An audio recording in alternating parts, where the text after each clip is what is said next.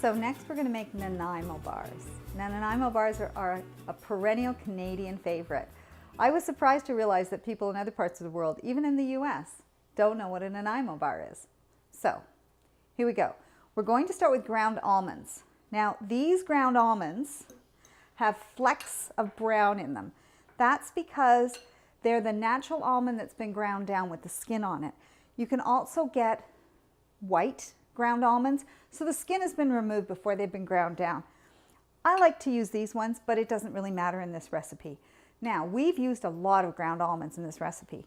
You can absolutely cut this in half and even use a different nut flour if you'd like.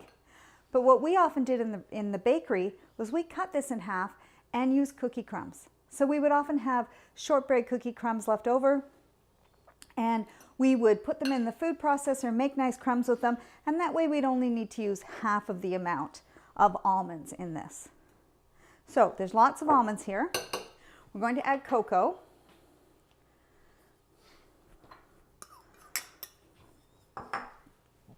We're going to add some sugar. There's lots more sugar in this, just not yet. We're going to mix this around. Then we've got some melted butter. I've just melted it in the microwave.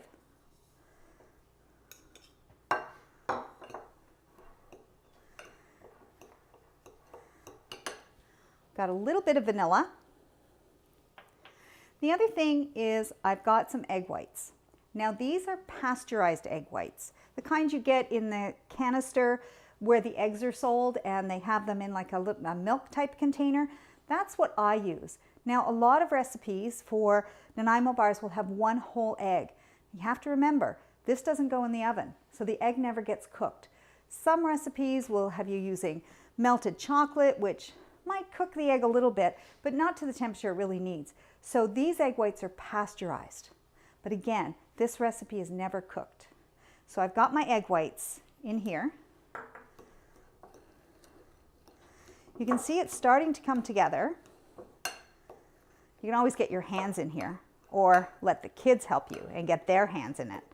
It always looks like it's never quite going to come together, but it does. So the only other ingredients in the base for the Nanaimo bars are walnuts. If you'd rather use hazelnuts or pecans, you can certainly do that. Walnuts are the standard one, but it's a Canadian dessert. So as a Canadian, you can absolutely change it up. Last ingredient is coconut. So Nanaimo bars will have 3 layers. The chocolate base, then there's a custard layer, and then there's a chocolate top as a glaze. And again, it doesn't have to go in the oven. It just needs to be refrigerated between each of the different layers. So this is nicely incorporated. So we're going to put this into the pan. I like using a glass pan for Nanaimo bars. That way you can see the layers. So we're just going to spread this out. This particular recipe has a nice generous layer on the bottom. There's just so much flavor in the bottom layer. And it doesn't have a thick custard layer. If you particularly want more custard in it, you can absolutely increase that. So this is all nicely pressed. You want to make sure that it's not running up the edges so that it looks pretty from the outside. Nice and flat. This is going in the fridge while we make the second layer. So we have the base for our Nanaimo bars chilling in the fridge. We're going to make the custard now that goes in the middle, the filling. So we've got icing sugar, we've got custard powder, and the custard powder we use is Bird's custard powder. It's very easy to find in almost any grocery store. It's an ingredient that you don't use in very many things, but it's really integral to Nanaimo bars. You can also add other flavoring if you want to switch it up. So I'd suggest you make it first the way I've given it to you. And then if you want to say add orange to the filling or add extra chocolate along the way, you can certainly do that. So we're going to start with the icing sugar. We're basically making a thick frosting with custard. So we've got softened butter. I've just put this in the microwave just to soften it enough. We've got the custard powder.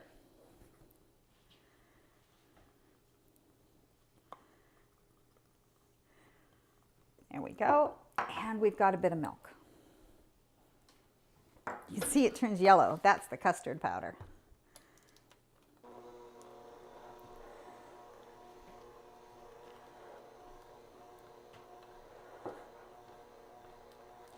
If this is too thick, you can add a little bit of extra milk. But be very careful whenever you're making a frosting, adding extra milk, you just want to add a little bit of milk to it because a little bit goes a really long way. There, so you can see it's coming out like a frosting.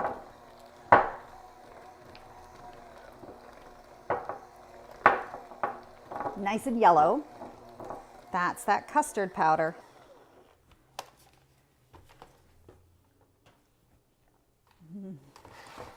We're going to go to the fridge and get the base that's been chilling. So you can see the coconut and the walnuts in it. And we're going to put all of this filling on top. And it's pretty much like frosting a cake.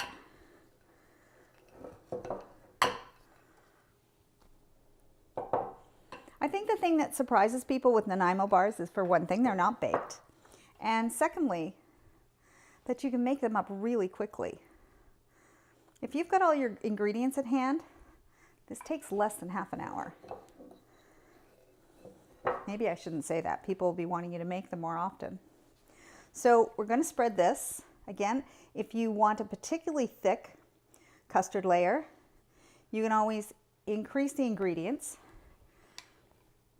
The custard layer is the really sweet part, so I don't like too much of it, but that's just the way the people I'm serving like it. You want to be careful not to go up the sides because we do have the top layer, the glaze, to put on. So once you've put all this on, you want to take a little extra time to make it nice and flat. It's going to be covered by the glaze, but if it's got little hills and valleys in it, then the glaze is going to settle there. You want to make sure you go right out to the edges, but not up the sides. So that's now ready for the fridge again while we make the glaze. So for the glaze layer of our Nanaimo bars, we've taken chocolate chips. This is the semi-sweet chocolate chips. We put butter with them. I'm going to put that in the microwave to melt.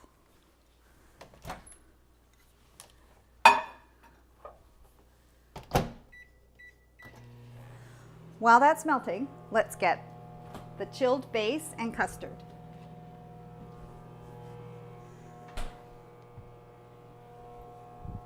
So once this comes out, we're going to stir it just to incorporate that, and some of the chocolate chips may not be completely melted. You don't want to keep it in there too long because you don't really want to cook the chocolate. You just want the heat from the melted butter to melt the chocolate.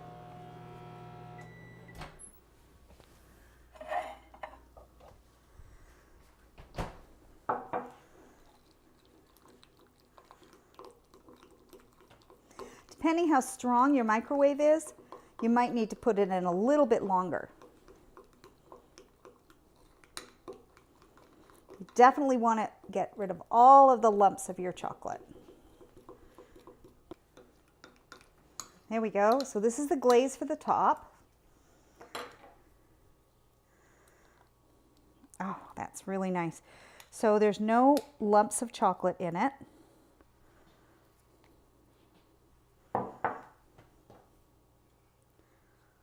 Now you have to work fast because the custard is cool, so it wants to cool the chocolate down.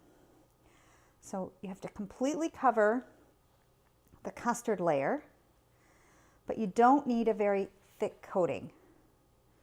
Of course, if you want, you can increase the chocolate if you particularly want a thick coating, but traditionally it's just a very thin glaze of this very rich chocolate.